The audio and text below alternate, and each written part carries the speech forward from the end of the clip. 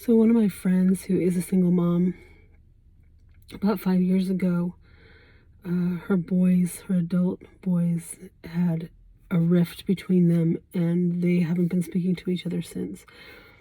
It broke her heart. It has been breaking her heart for the last 5 years. I've talked to her over and over about it. Every birthday, every Christmas, every time a baby is born and the cousins are not knowing each other, the grandma's heart, the mom's heart, my friend's heart breaks. She was a single mom, and when her boys were 10 and 12, she had gotten them out of a physically abusive situation. She had started over. She had survived. She had created survival for them in the most difficult ways, that she had kept the lights on and kept a roof over their head. It was really difficult, but 10, 15 years later, that was over. They were adults. They were grown now. And in the moments when, for a mother, it should feel like we made it, we did it, we survived, and now we can celebrate, now we can have Christmases together. And none of that was coming true for her. For her heart, it was really painful. But when we have a desire in our heart to create peace with other people, for other people to have peace, there is almost always something that needs to change in us, that can change in us. There is some kind of respondability that we have, some ability we have to make a difference. And at first, she tried a bunch of different things to try to bring peace between them, and her desire to be a peacemaker failed. Then a couple years into this, one of those adult sons, wrote her a very long letter that she received in the mail, telling her what she had done to hurt him as a child, what she had done to fail him as a mom. And she was just devastated and broken. You know, when you've come out of something that you feel like you survived and you came through it so hard, and then to have someone find fault with you, the very child that you feel so in love with, finds fault with you, it's devastating. And she was devastated. She couldn't look at the letter. She asked me to read it. We tried to talk through it. It was just the kind that would make you want to vomit. She couldn't see straight. She couldn't handle it. She couldn't look at it. She couldn't, any of those things. More time passed, and then this last couple of weeks, she got fired from her job. It was a shock. And she really didn't see it coming, although she'd been having stress with her boss at work. And what had that caused her to do was to find an ally, someone that would find, that she could raise support for her side, someone at work, a fellow employee that she could complain about, someone who also felt that same way about her boss. And so they created a little alliance here. And then that friend betrayed her. She got fired, and the friend took her job. So she was devastated again, but this time a little bit with more curiosity, like, what's the deal here? And of course there's anger and defensivism, and then of course the betrayal is so hard, and someone you can trust, and you think, what's wrong with me? Why can't I pick the right people to confide in and trust? And why do people turn their back on me like this? And we talked all that through, but there came a moment where my friend, and I asked her, do you have any responsibility in this? Is there anything that you could have done or should have done, or what would you do again?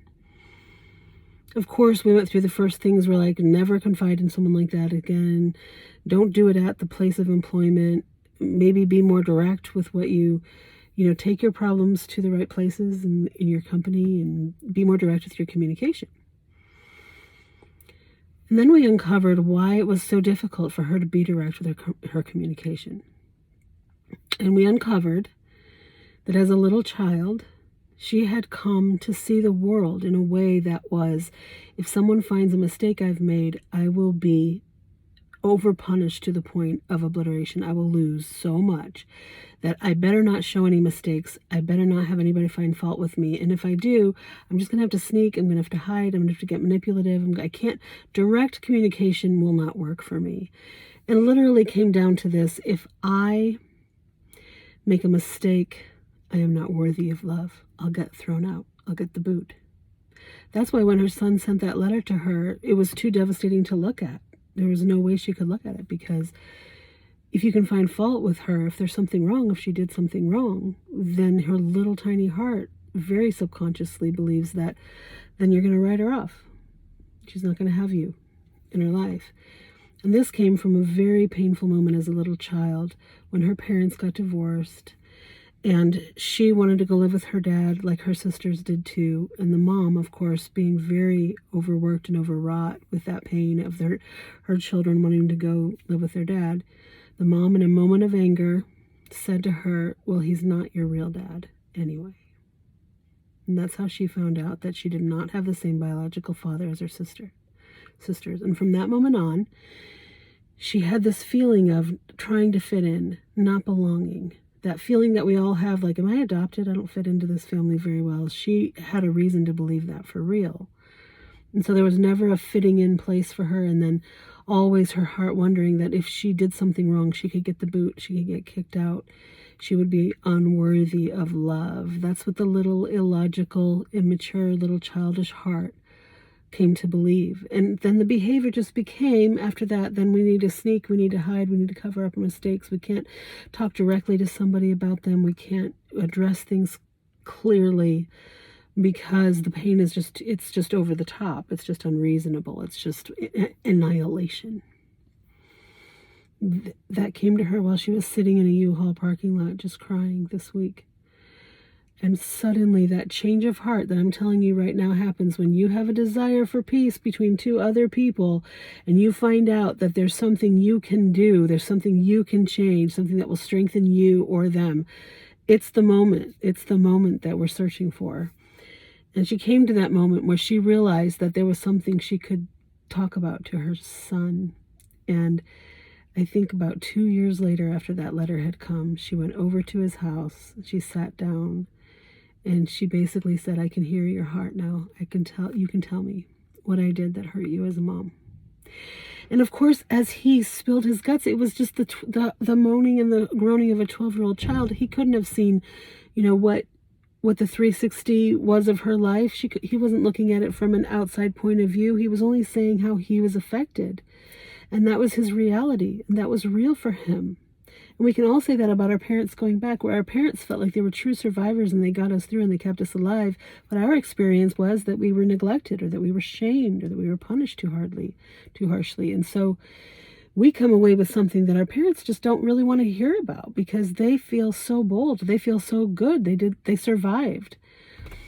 And so then that child doesn't have a first safe place that they can bring their heart feelings to. And let me tell you this, if your child brings those feelings to you, that's an honor because you're safe enough for them to tell you. That's the beginning of healing and of their journey. They won't be right about everything. They might have a few things right, but there's always something that we can respond to. So she found things that she could respond to, and she acknowledged his truth, his reality, that during that time, she wasn't there for him in the way that he needed her to be. She came away saying to me, he's actually really wise. And they spent 2 hours over the kitchen table crying and talking as adults about that pain and beginning that healing process. You know what he said at the very end? I need to call my brother. The thing that her heart has wanted for 5 years came true when she unearthed the wound in herself and was brave enough to say it out loud and to be willing to talk about it, just to acknowledge it.